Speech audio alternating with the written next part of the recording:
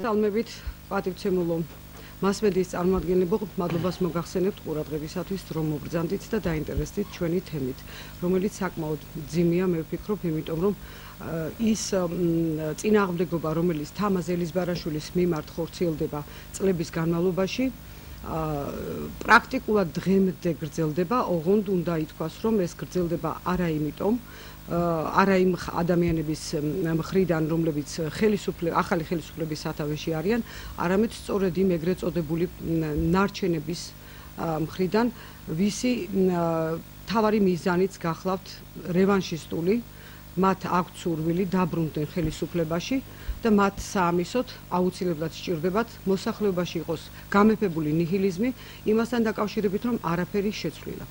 ძალიან მოკლედ მოგახსენებთ, რატომ მიგვაჩნია ჩვენ და მთელი პასუხისმგებლობით პირადად მე ვაცხადებ, რომ თამაზ ელიზბარაშვილი გახლავთ პოლიტიკური ნიშნით დევნილი და შევიწროებული ადამიანი, მას შემდეგ რაც სააკაშვილის ხელისუფლება განსაკუთრებით მოვიდა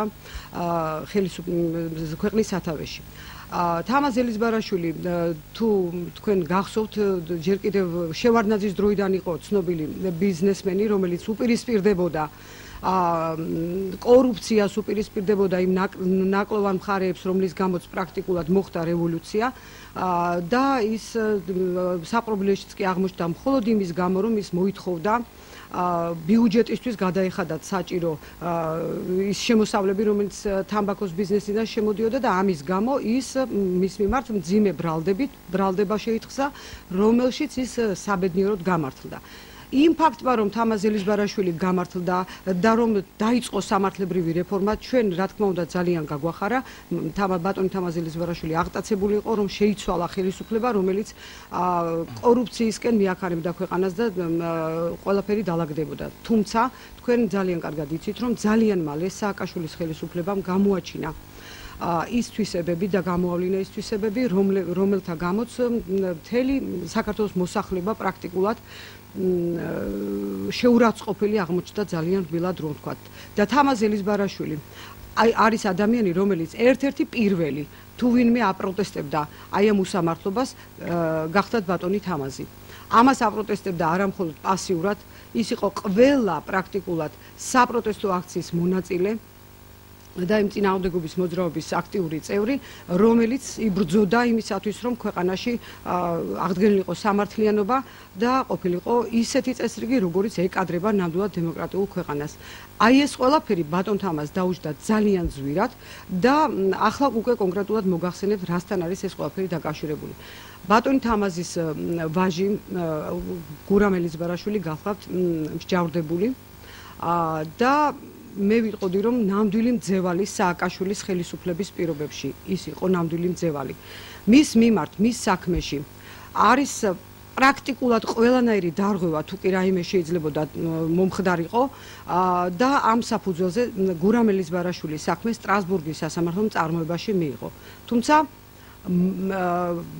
ეს ყველაფერი ძალიან ძიმე მიმდინარეობდა ეს მოვლენები იმ ფონზე, რომ თამაზ ელიზბარაშვილი ყოველთვის ან ფონად გასდევს ამ ყველაფერს, აპროტესტებდა ნებისმიერი სახის უსამართლობას. პირველი დაპირისპირება პირად აი ესეთი შეჯახება თამაზ ელიზბარაშვილის მოხდა სააკაშვილის ხელისუფლებასთან მას შემდეგ, რაც მას ორი ძვირადღირებული ავტომანქანა ჩამოართვეს სრულიად უსაფუძვლოდ. ბატონმა თამაზმა 2006 წელს დიახ, ჩამოართვეს ორი ძვირადღირებული ავტომანქანა, რომელიც მას ყველა წესის დაცვით შეიძინა და დაიწყეს დავა იმასთან დაკავშირებით, რომ ავტომანქანები იყო უკანონო გზით ქვეყანაში შემოსული. რა თქმა უნდა, არანაირი საფუძველი არ არსებობდა თამაზ ელიზბარაშვილის მიმართ რაიმე ბრალი წაეყენებინათ, იმიტომ რომ ის იყო სრულიად კეთილსინდისიერი შემძენი, რომელმაც ყველა წესის დაცვით გაიფორმა ეს ავტომანქანები, ერთი მისთვის, ერთი მისი მამისთვის, მაგრამ ამის გაგონება არავის უნდოდა და ავტომანქანები იქნა ჩამორთმეული.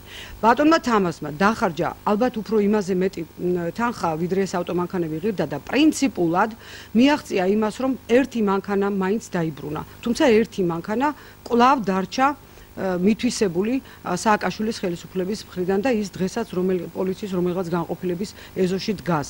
თუ არ გვეშლება. მე მაშინაც ვიცავდი ბატონ თამაზ ელიზბარაშვილის ინტერესებს და მაშინ ვუთხარი, რომ მე ვატყობ, რომ ავტომანქანების თემა თქვენთვის არის ბატონ თამაზ ტესტი. გარკვეულწილად იმის გასარკვევად, რამდენად დაემორჩილებით აი ამ უკანონობას, რამდენად ჩაღუნავთ თავს და რამდენად შეიძლება შემდეგ თქვენი შვილის მიმართ გავრცელდეს ის კანონიერი შეღავათები, რომელიც მას ეკუთვნის, თქვათ, შეწყალება იქნება თუ სხვა რამ. მაგრამ მიუხედავად ამისა, ბატონმა თამაზმა საკუთარი შვილის სიცოცხლის რისკის ფასად დარწმუნებული ვარ, უკან არ დაიხია და იბრძოლა სამართლიანობის აღსადგენად. ამის შემდეგ გამოხდა ცოტა ხანი და 2009 წელს დააპატიმრეს თამაზ ელიზბარაშვილის დის ქმარი შოთა მამნიაშვილი, ბიზნესმენი, რომელიც ძალიან წარმატებული იყო თავის საქმეში. ეს ცალკე თემაა, ცალკე საუბრის, ადამიანი იყო ცამდე მართალი და აბსოლუტურად უდანაშაულო და სააკაშვილის პროკურატურა მოელოდა, რომ თამაზ ელიზბარაშვილი ნამდვილად შეიწუხებდა თავს და გადაიხდიდა კოლოსალური რაოდენობის საპროცესო თანხას საპროცესო შეთანხმებისთვის და თავის დის ქმარს დაიხსნიდა საპრობილიდან. როდესაც დამიკავშირდა ბატონი თამაზი და მე ბატონ შოთა მამნიაშვილის ინტერესებსაც ვიცავდი, მან მკითხა, არის თუ არა შოთა მართალი, მე ეს მაინტერესებს. საქმის მასალების გაცნობის შემდეგ მე დავრწმუნდი, რომ ბატონი შოთა იყო ნამდვილად მართალი, აი მაშინაც ბატონმა თამაზმა ასეთი რამ განაცხადა. მართალია, ვიბრძოლოთ, მივაღწიოთ სიმართლეს და მე მაქსიმალურად შევეცდები უზრუნველყო მისი ოჯახი და ნუიდარდებს იმაზე, რომ მას ოჯახი ექნება დაუცველი, იბრძოლოს მან და დაუდგები ამ ბრძოლაში გვერდით. ანუ აი ეს ეტაპიც ისე დასრულდა, რომ თამაზ ელიზბარაშვილისაგან ვერანაირი, როგორც ჩვეული იყო ხოლმე ბიზნესმენებს დაიჭირდნენ რაღაცა მიზეზით, რაღაცა საბაბით და ეს მთავრდებოდა ყოველთვის კოლოსალური თანხების გადახდით. შოთა მამნიაშვილი პატიმრობაში დარჩა და 2010 წლის 5 ივლისს აპატიმრებენ თავად ბატონ თამაზ ელიზბარაშვილს ერთ დღეს მის რძალს პატიმარი შვილის მეუღლეს სალომე ივანიშვილი ელიზბარაშვილს, რომელიც პროფესიით გახლავთ ადვოკატი, მის მძახალს, ანუ თამაზ ელიზბარაშვილის მძახალს და სალომე ივანიშვილის მამას ზურაბ ივანიშვილს და ასევე ოჯახის მეგობარს ნათლიას თეიმურაზ მაჭავარიანს. ბრალი არის აბსოლუტურად შეთითხნილი და შინაარსი მდგომარეობს იმაში, რომ და ესე იგი დასკვნა, ექსპერტიზის დასკვნა გურამ ელიზბარაშვილის მიმართ თითქოს და მიღებული არის ხრთამის გადახდის სანაცვლოდ. თითქოს და ეს დასკვნა არ არის ნამდვილი და გურამ ელიზბარაშვილი ჯანმრთელია. ეს იყო და არის დღემდე, რა თქმა უნდა, აბსოლუტურად გამოგონილი ბრალდება, რასთან დაკავშირებითაც ჩვენ, რა თქმა უნდა, გაგვიჩნდა პროტესტის გრძნობა, მაგრამ აღმოჩნდით აი ესეთი დილემის წინაშე. პირველი ვინც დააპატიმრეს და პრაქტიკულად გაიტაცეს გზიდან მომავალი ქალბატონი, რომელსაც სახლში პატარა ბავშვი ელოდა, თამაზ ელიზბარაშვილის რძალი და მიიყვანეს ქალაქის პროკურატურაში, უпростоრად მიიყვანეს რომელიღაც რაიონის, რომელიღაც პოლიციის განყოფილებაში, ჩვენ მას დიდი ხანი ვეძებდით, საწყავდათ და ვერ პოულობდით. მას პირადად იაშვილმა წაუყენა ასეთი მოთხოვნა, პირველი რაც უნდა გააკეთო, ეს იქნება გამოიხმო სტრასბურგიდან თქვენი მეუღლის მიმართ სარჩელი, თქვენი მეუღლის შესახებ სარჩელი და მეორე, უნდა მოაწერო ხელი იმას, რომ თითქოს და თქვენმა ოჯახმა ექსპერტიზის დასკვნაში ხრთამი გადაიხადა და ეს გააკეთა თამაზ ელიზბარაშვილმა. მე ვიცავდი ასევე სალომე ივანიშვილის ინტერესებს. მე მახსოვს მისი გაოგნებული სახე. ეს ჩანაწერი არსებობს და დღემდე არ შეგვიძლია გოგირლად უყუროთ. ადამიანი არის წაშლილი. როგორ შემიძლია ვთქვათ ყუილი, როგორ შევხედოთ ამას თვალებში, როდესაც ეს ესე არ მომხდარა. მაგრამ ჩვენ დავდექით ფაქტის წინაშე. სალომე ივანიშვილი თუ კი იქნებოდა ციხეში, გამომწყდეული ასე უხეშად ვიტყვი და რა თქმა უნდა დანარჩენიც ოჯახის წევრები, აქ თავარი იყო სალომე, მისი მეუღლე გურამ ელიზბარაშვილი, რომელიც ისედაც მიდრეკილია სუიციდის მცდელობისადმი და მას სხეულზე 82 თვით დაზიანება აქვს უკვე მიყენებული, აქედან დავასკვნათ ჩვენ რამდენად სწორი იყო ექსპერტიზის დასკვნა და რამდენად სჭირდებოდა თამაზ ელიზბარაშვილს მასში ფულის გადახდა. გურამ ელიზბარაშვილი ძალიან დიდი კითხვის ნიშანი ჩნდებოდა, რა მდგომარეობაში დარჩებოდა, მას შემდეგ რაც მისი მეუღლე იქნებოდა დაპატიმრებული. ამ სიტუაციას უკვე ვეღარავინ გააკონტროლებდა და აღმოჩნდებოდით ფაქტის წინაშე, რომ თამაზ ელიზბარაშვილი კი ბატონო პრინციპულია, იბრძვის სიმართლისთვის, მაგრამ რეალურად მივიღებდით ფაქტს, რომ დაიშავებდა რამეს აუცილებლად სერიოზულად გურამი და სალომე აღმოჩნდებოდა ხანგრძლივი ვადით ციხის კედლებს მიღმა და დარჩებოდა ბავშვი პრაქტიკულად უპატრონოდ, მცირეწლოვანი ბავშვი. ძალიან დიდი ძალისხმევა დამჭირდა პირადად მე ბატონი თამაზისთვის, აი მას ვაღიარებ, იმიტომ რომ ჩვენ უნდა ვაღიაროთ ყველამ, რომ პრაქტიკულად დაუძლეველი ძალის ზემოქმედების ქვეშ ვიმუშავეთ ადვოკატებმაც, პროკურორებმაც, მოსამართლეებმაც, როდესაც 3-4 ადამიანის ხელში იყო ქვეყნის ბედი და სამართალი. რეალობის გათვალისწინებით, როდესაც ადვოკატი ხარ, შენ გინდა რომ ადამიანი რაც შეიძლება ნაკლებად დაზარალდეს. მართალია სიმართლისათვის ბრძოლა აუცილებელია, მაგრამ ამას თუ ადამიანების სიცოცხლე შეეწირება, ადვოკატი ვალდებული ხარ შესთავაზო შენს დასაცავ პირს და უთხრა რომ იქნებ მოვძებნოთ რაიმე სხვა გამოსავალი. სწორედ აი ესე, ძალიან დიდი ძალისხმევის შედეგად მამაკაცები ოჯახიდან დაპატიმრებული, სამივე მამაკაცი მიუხედავად ისა რომ მზად იყვნენ ებრძოლათ სიმართლისათვის და არ გადაეხადათ არც ერთი თეთრი უსამართლოდ, მაშინ როდესაც ისინი დამნაშავენი არ იყვნენ და მათ გამოიარეს გლდანის მერვე დაწესებულების ჯურღმულები, ეს უკვე კარგად ვიცით, რასაც ნიშნავს. ისინი მზად იყვნენ, მაგრამ ჩვენ საბოლოოდ მივედით დასკვნამდე, რომ არ გვიღირდა ადამიანების სიცოცხლე, ახალგაზრდა ადამიანების, გურამ ელიზბარაშვილის და სალომე ივანიშვილის სიცოცხლეთ ეს ყველაფერი და თამაზ ელიზბარაშვილმა განაცხადა თანხმობა გირაოს გადახდაზე. წამოვიდა შემოთავაზება 10 მილიონი ლარის ოდენობით გირაოს გადახდაზე. რაზედაც ძალიან მწვავე რეაქცია ჰქონდა ბატონ თამას, რადგან მან განაცხადა, რომ აი ეს კოლოსალური თანხა მას არ შეეძლო გადაეხადა. პირდაპირ ვიტყვი, დიდი ვაჭრობის შედეგად, როგორც იქნა, შევთანხმდით, რომ გადავიხდით 6 მილიონ ლარს გირაოს სანაცვლოდ. და ერთი და იგივე საქმეში, ერთი და იგივე ბრალდებულები, ერთი და იგივე მუხლებით არ დაგავიწყდეთ, იხდიან 5-5000 ლარს, დანარჩენი 3 და თამაზ ელიზბარაშვილი იხდის 6 მილიონ ლარს. ეს ხდება დაახლოებით 2 წლის წინ და ის გათავისუფლდა პატიმრობიდან. ყველანი 4-ვე. ამის შემდეგ ეს როგორც პრაქტიკა იყო, უნდა გირაო პრაქტიკულად გადაზრდილიყო საპროცესო გარიგებაში და დამთავრებულიყო ეს საქმე. მაგრამ სააკაშვილის ხელისუფლების პროკურატურას და პირადად ზურაბ ადეიშვილს, რომელმაც არსებობენ ამის მოწმეები, პირადად შემოუთვალა თამაზ ელიზბარაშვილს, რომ ოჯახიანად გაგანადგურებდა მიწასთან გაგასწორებო. ჰქონდათ უკვე მეორე ახალი მზაკრული გეგმა. თამაზ ელიზბარაშვილი გირაოთი გათავისუფლებული პატიმარი თუ კი ჩაიდინდა რაიმე ახალ დანაშაულს, ის რა თქმა უნდა შებრუნდებოდა უკან ციხეში, მოსალოდნენ ისედაც მძიმე მსჯავრს, დაემატებოდა კვლავ ახალი დანაშაულისათვის მისასჯელი წლები, დაიკარგებოდა რა თქმა უნდა ის 6 მილიონი ლარი, რომელიც მან გირაოს სახით გადაიხადა და მის გამოხსნას დარწმუნებული ვარ, აღარ ეყოფოდა ალბათ 36 მილიონი ლარიც კი და უფრო მეტიც. ალბათ მათი მიზანი იყო თამაზ ელიზბარაშვილი საბოლოოდ გასულიყო და დაეკარგა მას ის ბიზნესი, რომელსაც ის წლების მანძილზე აშენებდა. მე მინდა ერთ ფაქტსაც გაუსვა ხაზი, ბატონი თამაზ ელიზბარაშვილი გახდათ ელიზი ჯგუფის დამფუძნებელი, რომელმაც წლების მანძილზე დღემდე აქამდე მოიტანა საკმაოდ წარმატებული ბიზნესი, რომელიც ქვეყნის ბიუჯეტს მილიონობით ლარს ყოველწლიურად ასეულობით მილიონი ლარი შედის აი ამ ბიზნესიდან ქვეყნის ბიუჯეტში წლების მანძილზე.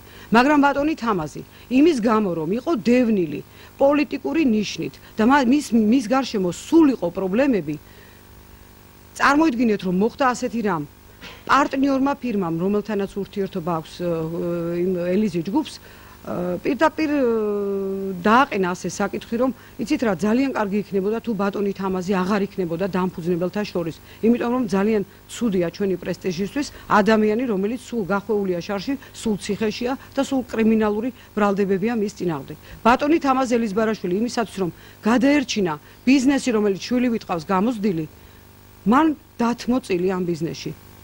წარმოიდგინეთ, ადამიანისთვის ეს მორალურად, ფიზიკურად, ფსიქოლოგიურად რამხელა ზეწოლა არის.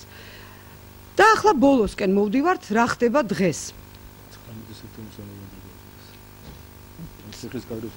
დიახ, ახლა ისე იგი უკვე ბოლოში ვართ მოსული და სააკაშვილის პროკურატურის მიზანია აუცილებლად თამაზ ელიზბარაშვილი იყოს ბრალდებული რაიმე ახალ დანაშაულში. თქვენ ყველას კარგად გახსოვთ ეგრეთ წოდებული ციხის სკანდალი და ამ საქმის გამოძიების პირველ ეტაპზე გაჟღერებული ვერსია თითქოს და ვლადიმერ ბედუკაძემ გამოიტანა ციხის კედლებიდან სპეციალურად დადგმული წამების კადრები, არა ის რომ იქ სისტემურ დანაშაულს ჰქონდა ადგილი და იქ ნამდვილად აწამებდნენ პატიმრებს წლების განმავლობაში, ვითომ და ვლადიმერ ბედუკაძეს ჰქონდა მიზანი, პოლიტიკური მიზანი, ქართული ოცნების სასარგებლოდ მოეხდინა ესეთი ფურორი, ეწამებინა სპეციალურად პატიმრები, ეს პირები გარეთ გამოეტანა და პოლიტიკური ბიზნესისთვის გამოეყენებინა.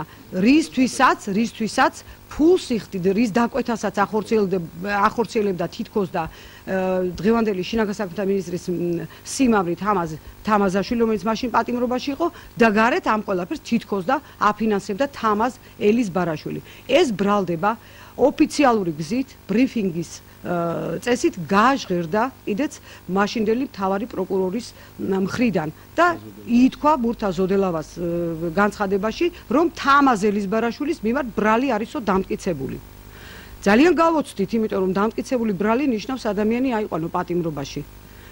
და აღმოჩნდა, რომ მეორე დღეს დაიბარეს ეს ადამიანი, 18 სექტემბერს აცხადებს მურთა ზოდელავა, რომ ბრალი დამტკიცებულია და მეორე დღეს ბატონი ლევან გორხელაშვილის ადვოკატობით დაიბარეს მხოლოდ მოწმის სახით დასაკითხად. მაგრამ არ დაგავიწყდეთ, რომ ეს უკვე ის დროა, როდესაც ქუჩაში არის საყოველთაო მღელვარება ამ თემასთან დაკავშირებით და სააკაშვილის ხელისუფლება უკვე ვეღარ ბედავს ისეთ აქტიურ ნაბიჯებზე წასვლას და 8 საათიანი თუ არ მეშლება დაკითხვის შემდეგ თამაზ ელიზბარაშვილი პრაქტიკულად გადაურჩა ხელახალ პატიმრობას და იმ გეგმის შესრულებას, რაც ადეიშვილმა დაისახა. ჩვენ ვიცით, რომ შემდეგ ამ საქმის გამოძიების შემდგომ ეტაპზე გაირკვა, რომ ეს ყველაფერი დაგეგმა ციხეში პატიმრების წამების კადრები დადგა და ვითომ და ეს ყველაფერი შეკვეთით ხდებოდა ბედუკაძის მხრიდან, გადაიღო ადეიშვილის დავალებით, ადეიშვილის კაბინეტში დადგმული სცენარით ლევან ფურცხვანიძემ ეგრეთ წოდებული ბასტის და ბუბუს საშუალებით. ეხლა ჩვენ ამ თემას აღარ ჩავღრმავდებით, მაგრამ პრაქტიკულად სააკაშვილის პროკურატურის მცდელობა გახლდათ, თამაზ ელიზბარაშვილი კიდევ ვიმეორებ, გახვეულიყო ახალ შარში, ახალ ბრალდების წინაშე დამდგარიყო, დაკარგულიყო კიდევ ერთხელ ვიმეორებ 6 მილიონი ლარი, რომელიც მას გირაოს ანგარიშზე ჰქონდა შეტანილი და ის კიდევ დამდგარიყო ახალი დილემის წინაშე. გადაერჩინა თავი, ან თავისი ოჯახის წევრებიანად ალბათ სამუდამო პატიმრობით უკვე აღარ ვიცი, იმიტომ რომ დაემატებოდა ამას მსჯავრი, დარჩენილიყო ციხის კედლებს მიღმა. ერთი დეტალი მინდა კიდევ გავახმოვანო.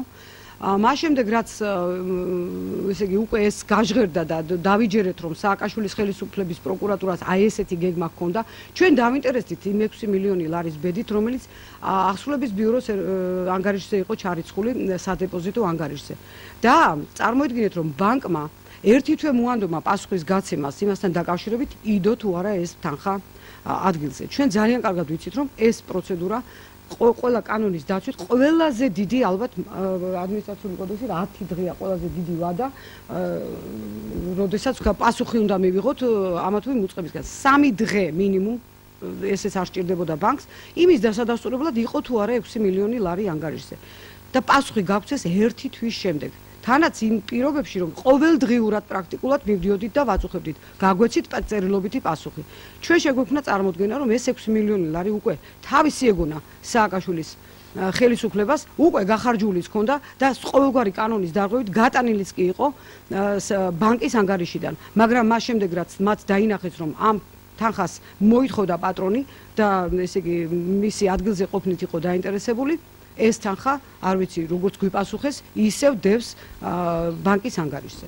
ახლა სასამართლო პროცესი, თქვენ მოგახსენეთ, რომ გირაოს საფუძველზე არის ბატონი თამაზი გამოხსნილი ციხის კედლებიდან და ასევე მისი ოჯახის წევრები და ხონდა შედგეს სასამართლო ბოლოს და ბოლოს. ხონდა გაგრძელდეს და დამთავრდეს ეს რაღაცა განაჩენი დადგეს ან გამამტყუნებელი ან გამამართლებელი. 2 წელი გონივრული ვადით იყო გადადებული პროცესი. და 2012 წლის 31 ოქტომბერს გაახსენდათ და სასწრაფო წესით ჩანიშნეს პროცესი. მას შემდეგ უკვე მეხუთედ ვერ დაადგა საშველი გაიმართოს პროცესი.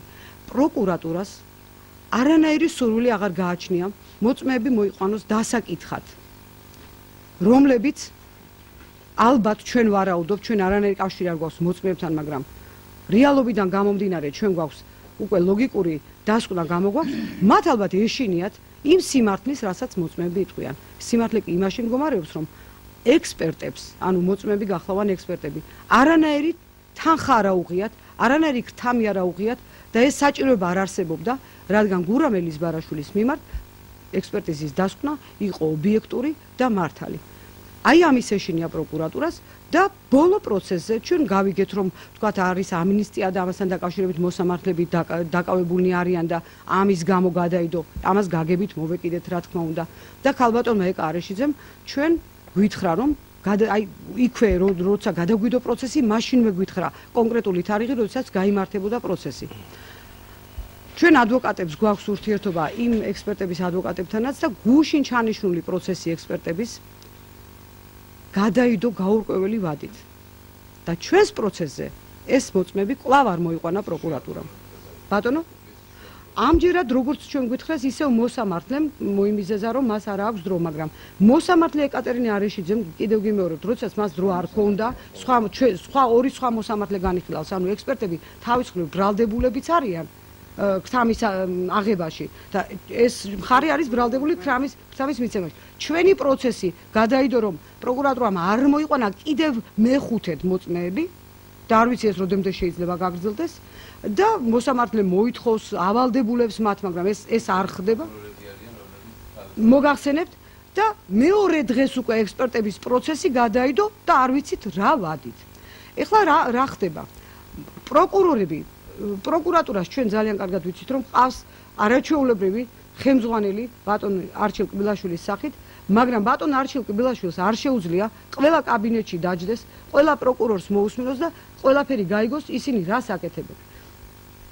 დღეს იქნება ასეთი სურათი. ის პროკურორები, რომლებმაც შეთხზეს ეს საქმე პრაქტიკულად, ამოფარებული არიან ახალგაზრდა გოგობიჭების ზურგს უკან, თვითონ არ ჩნდებიან, პროცესებზე უშვებენ ძალიან გამოუცდელ პრაქტიკულად სტაჟიორებს, რომლებსაც ავალებენ რაღაც 1000 უკანონობას, 1000 უკაცრავად და სისულელეს, ისინიც ამას წარმატებით ახორციელებენ. გუშინ იმის გარდა რაც უკანონობა იყო პროცესზე ჩვენ დავაფიქსირეთ ჩვენი პოზიცია ამაზე აღარ მოგაცნეთ, გარეთ გამოსულები ბატონი ნუგზარი, ბატონი თამაზის ადვოკატი ეუბნება ამ პროკურორებს იქნებ როგორმე ასე ან ისე დავამთავროთ ეს პროცესი და ქალბატონი ზინა გვარს მოგახსენებთ ქობალია დავაზუსტებ ამ გვარს სიცილით კისკისით გვეუბნება დიახ ეს პროცესი დასრულდება სწორედ ისე როგორც ჩვენ გვინდა. აი რა ქვია ახლა ამ ყველაფერს ჩვენი შეფასებით, პირადად ჩემი შეფასებით, ქვია ის საბოტაჟი, რომელსაც დღემდე ეწევიან სხვადასხვა ორგანიზაციებში და მათ შორის პროკურატურაშიც ახალი ხელისუფლების წინააღმდეგ, რაც მიზნად ისახავს იმას, რომ შეიქმნა საყოველთაო ნიჰილიზმი და ადამიანებს შეექმნა წარმოდგენა, რომ არაფერი არ შეცვლილა, თუ კი უსამართლობას უჩიოდით, ის უსამართლობა დღესაც სახეზეა. აი ეს არის მხოლოდ ამ ყველაფრის მიზეზი და ჩვენი მოთხოვნაა და ჩვენი მიმართვა გახლავთ გაითვალისწინოს ეს პროკურატურის ხელმძღვანელობამ და მიიღონ შესაბამისი ადეკვატური ზომები. მე დარწმუნებული ვარ, ასეთი პრეცედენტები და ფაქტები სხვა საქმეებშიც იქნება, თუმცა ამ საქმეებზე ჩვენ მსჯელობის უფლება არ გაგვაჩნია, მაგრამ ჩვენ საქმეში ნამდვილად აქვს ადგილი დაინტერესებას და მხოლოდ იმ მიზნით, რომ ჩვენ არ მივახციოთ სიმართლეს, რის შემდეგაც ის პროკურორები, ვინც ეს საქმე დადგება მათი პასუხისმგებლობის საკითხი, ვინც ეს საქმე აი აქამდე ესე შეთხზული მოიტანა. დიდი მადლობა. ძალიან გთხოვთ რა ეხა ეს ყველაფერი. ბრალი წაყენებული აქვს ერთი წამი შეიძლება რაღაც რო ქნას რო ქალბატონელზე მოკლედ რო თქვა ისევის რა არის თქვენი მოთხოვნა რა საკმაოდ ცელი იყო და ანუ ეხა რო ჩვენ ჩამოაყალიბოთ რომ აი ეს როგორც ახსენეთ არ ვიცი შეთხზული საქმე რაღაცა რატო გადაიდო პროცესი თქვენო თქვათ რა რატო გადაიდო პროცესი და რო გადაიდო 5 ჯერ რატო გადაიდო თქვენი აზრით და ეხა რო ითხოვთ რომ ჩატარდეს პროცესი და გაიყვეს ბატონი თამაზის საქმე ძალიან მოკლედ დიახ პროცესი გადაიდო მხოლოდ და მხოლოდ იმ მიზნით და იმ მიზეზით, რომ პროკურატურა ის წარმომადგენლები, რომლებიც დღეს ბრალდებას უჭერენ მხარს, სავარაუდოდ დარწმუნებულნი არიან, რომ მოწმეები, რომლებიც მათი გამოძახებული არიან სასამართლოზე და ბრალდების მოწმეები გახლავან, დღევანდელ პირობებში მზად არიან თქვენ სრული სიმართლე, რაც ავტომატურად ნიშნავს თამაზ ელიზბარაშვილის გამართლებას მის მიმართ წარდგენილ ბრალში. ბრალი კი შემდეგნაირად ჟღერს. ეს გახლავთ ქთავის მიცემა, კომერციული მოსყიდვა და მტკიცებულების ფალსიფიკაცია. ანუ საექსპერტო დასკვნის ვითომ და ფალსიფიკაცია. ეს ბრალი ძალიან დიდ დროს წაიღებს ალბათ, რატომ გახლავთ აბსოლუტურად დაუსაბუთებელი და გამოგონილი. აქედან გამომდინარე, პროკურატურის მიზანი დღეს აღარ არის აი ამ საქმის განხილვა. თუმცა აღარ იციან რა გააკეთონ, იმიტომ რომ საქმის არსებითი განხილვა დაწყებულია და რანაირად და რა მიზეზით გაახანგრძლიონ ეს პროცესი აღარ იციან. მე მინდა დავაკონკრეტო, რომ ამ საქმეს აწარმოებს ქალაქის პროკურატურა. ქალაქის პროკურატურის ხელმძღვანელი გახლავთ დავით კოჭლამაზაშვილი, როგორც მე ვიცი.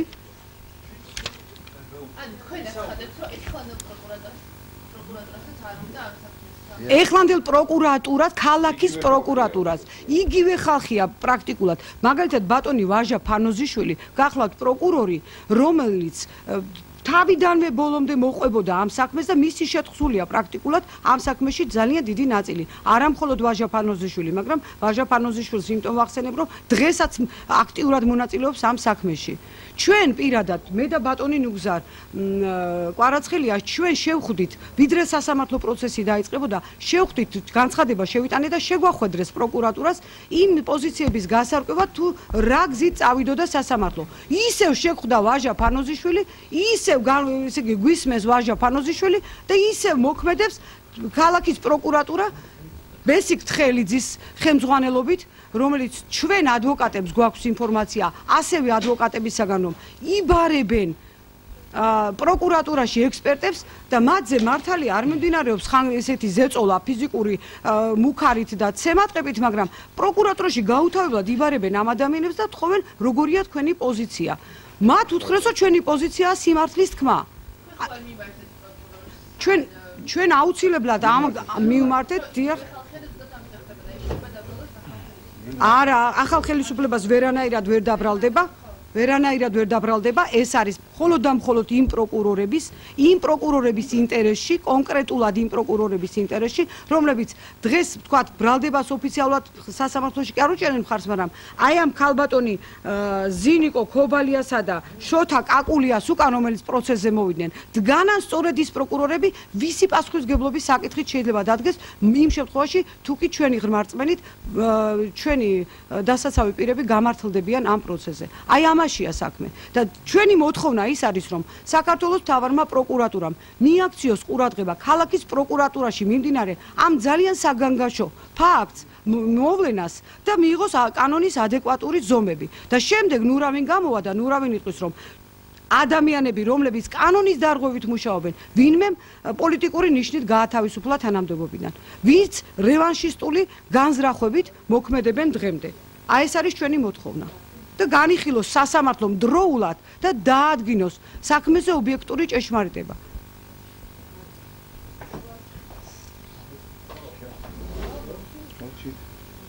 თუ გაქვთ შეკითხვები?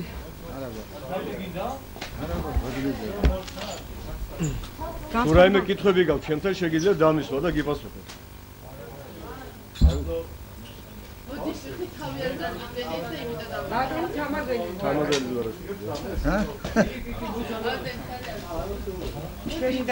რომელიც არა მარტო ჩემი ბიზნეს საქმიანობით ვარ დაკავებული და ვიყავი დაკავებული, არამედ ვარ პოლიტიკურად აქტიური მოქალაქე, რადგანაც ვარ ჩემი ქვეყნის შვილი. მიყვარს ჩემი სამშობლო უზომოდ, მიყვარს ჩემი ხალხი და მე ვალდებული ვიყავი, ყოველთვის ყოფილიყავი სიმართლის სადარაჯოზე. დაწყებული შევარდნაძის პერიოდიდან, მაშინაც ვიყავი ამ ესე იგი უსამართლობის წინააღმდეგ ბრძოლის მსხვერპლიდან მოხვდით ციხეში, ვიყავი შევარდნაძის ეგრეთ წოდებული მეხუთე იზოლატორის ჯურგმურში, მაშინ საწყალი ჯაბა იოსელიანი იყო ჩემი კამერის გვერდზე, სამარტო კამერაში ვიყავი. შემდეგ ესე იგი მონაწილეობდი აქტიურად შევარდნაძის რეჟიმის წინააღმდეგ ბრძოლაში, ვიყავი ფრონტის წინახაზე, მაგრამ მას შემდეგ რაც სააკაშვილის რეჟიმმა უკვე დაიწყო აქტიურად ყვლელობები საქართველოში, მოკლეს პრემიერ-მინისტრი ბატონი ზურაბ ჟვანია, რომელიც რომელსაც დიდ პატივს ვცემდი და ჩემი მეგობარი იყო. შემდეგ უამრავი ადამიანი მოკლეს ქუჩაში, მე არ მქონდა მორალური უფლება იმის, რომ არ დამდგარიყავ იქ, სადაც დავდექი. თქვენ დამისახელეთ ერთი წარმატებული ბიზნესმენი, რომელიც იყო აქციების მონაწილე და ედგა წინახაზე ფიზიკურად. მე არ ამბობ ლაპარაკი აქვს ფინანსებზე და ასე შემდეგ. რასაც მე გავცემდი იმ მიმართულებით, რომ როგორმე დამთავრებული იყო საქართველოში სააკაშვილის პირსიცხლიანი რეჟიმი. ვიყავი 2007 წლის აქციის მონაწილე, აქტიური მომხდა იქ და ასე შემდეგ და ასე შემდეგ. შემდეგ ყველა პროცესში აბსოლუტურად ვიღებდი ფიზიკურად მონაწილეობას. ჩემ შესახებ არის უამრავი მასალა და დოსიე შექმნილი სააკაშვილის კუდის და სოდის მიერ და ეს არის დაარქივებული. მე მინდა ჩემი ღრმა პატივისცემა გამოვხატო და გამოვთქვა ბატონ ირაკლი ღარიბაშვილის მიმართ და ვთხოვო რომ გახსნას ის არქივი რაც არის კუჩი და სოჩი და ამოიღოს ჩემი ეგრეთ წოდებული დოსიე რომელიც იქმნებოდა 2000